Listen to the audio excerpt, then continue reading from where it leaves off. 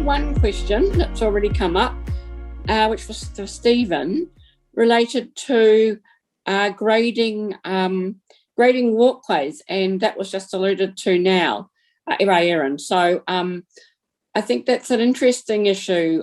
Stephen, do you want to comment on that? As in grading them for accessibility, I think was the point. Sure, yeah. That's an issue that we've spent quite a bit of time thinking about and haven't come up with the best way of dealing with in terms of recreational off-road walkways, how we can represent that on our mapping systems, because it's hard to think of a way to do that that is going to represent the needs of people with a wide variety of disabilities. We're really keen for any suggestions people have about how we go about that, but it's at the moment, for instance, we try and represent whether a walkway is wheelchair accessible or not, but when I look at the list of walkways that we've got that say they're wheelchair accessible, some of them are up steep hills and through mud, and others are flat and concreted the whole way. So it doesn't seem that there's a consistency of the information that we're collecting from the regions as to what is accessible and what's not accessible. And that's only for wheelchairs. That doesn't get into a much wider variety of disabilities that people might need to have accommodated on the mapping systems that we're using. Thanks, Steve. That's a very good point. I think it's that information is I think rather than grading is actually just information about what the different things are with their steps, what the gradients are, those type of things. Because that's always the detail that people need with different disabilities. Yeah. Sorry, I was just going to say, and to collect that information is a manual task rather than something that can be automated. And so if we've got data, for instance, on 2,000 tracks, we just need to work out how that happens. Yeah. Were there any other questions that people wanted to raise of any of those speakers who all raised really important points and points that, are my issues always, particularly the scooters and the maintenance and slippery. I love the slippery when wet signs. I mean, if you know the path is slippery, what say we actually remove the paving that's causing the problem? I always trip over the moment I see the sign. Thanks, yes, Gay, I do have a question, please. Yeah.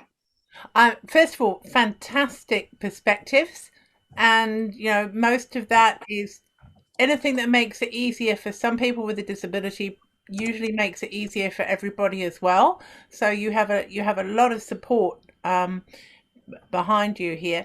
I was particularly interested in the issues of people who can only travel independently very short distances. So the idea that you need a car, whether it's a car you can drive yourself or a taxi or whatever, that gets you right close to your destination, and thinking about that in terms of the Golden Mile. I just wonder if you had some specific suggestions. Is it that people who like a car that's got a disability sticker, or maybe you have some kind of a card that would allow you through a barrier that doesn't allow all of the people that really, really don't need to drive down there?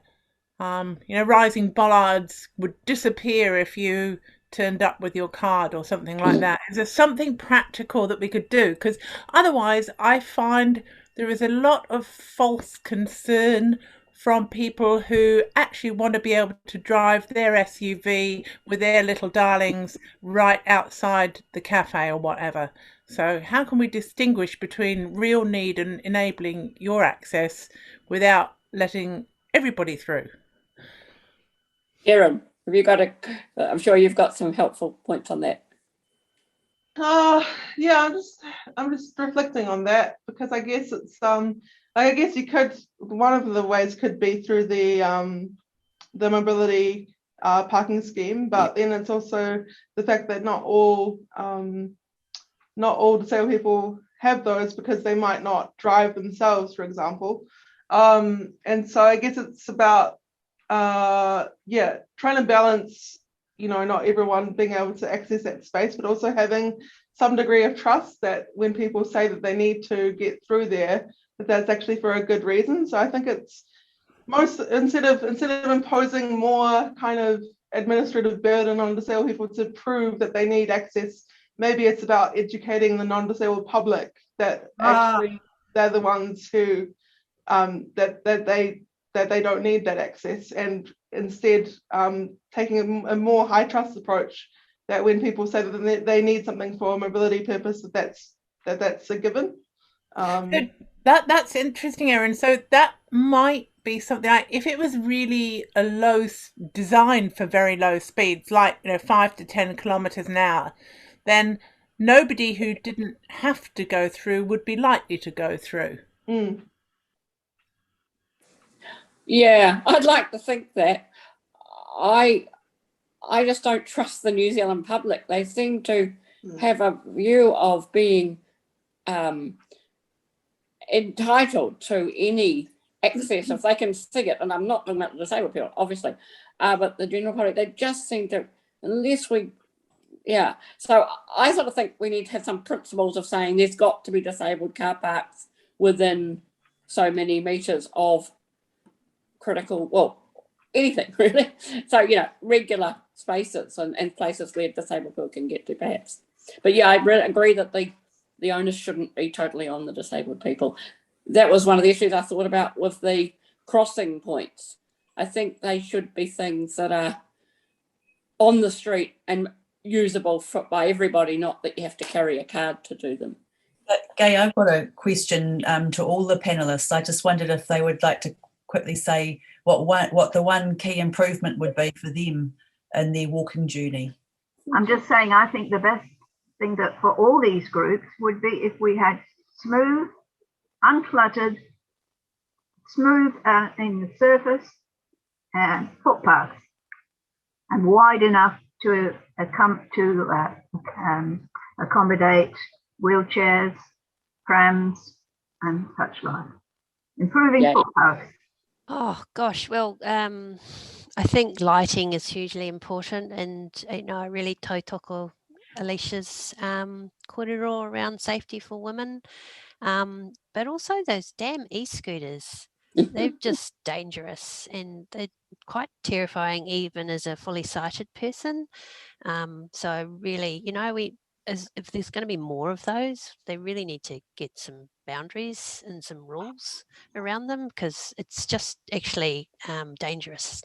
I would say that the number one best improvement to help all of our walk journeys would actually come before we get on the streets. And if I had like an ideal situation, it would be for everyone using and designing the streets to be educated on these best practices and the perspectives of the different people using streets, but also educated on how to look after the streets and why we should look after the streets and look after each other when using them.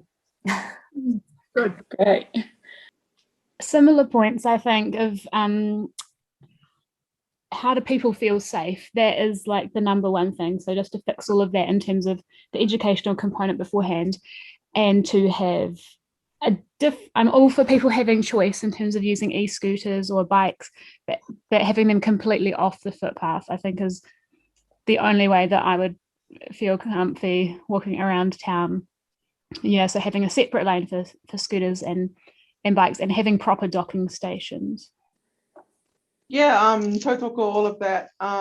Nothing really substantive to add. I think it's just a combination of education and infrastructure, really. And there's some simple things that can be done. And hope, I'm originally from Christchurch and lived through the earthquakes there, and there are some really good ways that they've rebuilt the CBD to be more accessible.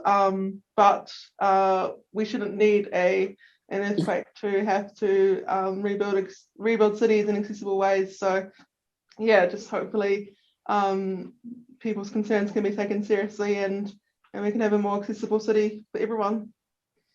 Great point. Mike? Well, I'd like two things if I might. Well, first of all, I'd like everything that everybody has already said, so I think they're really important.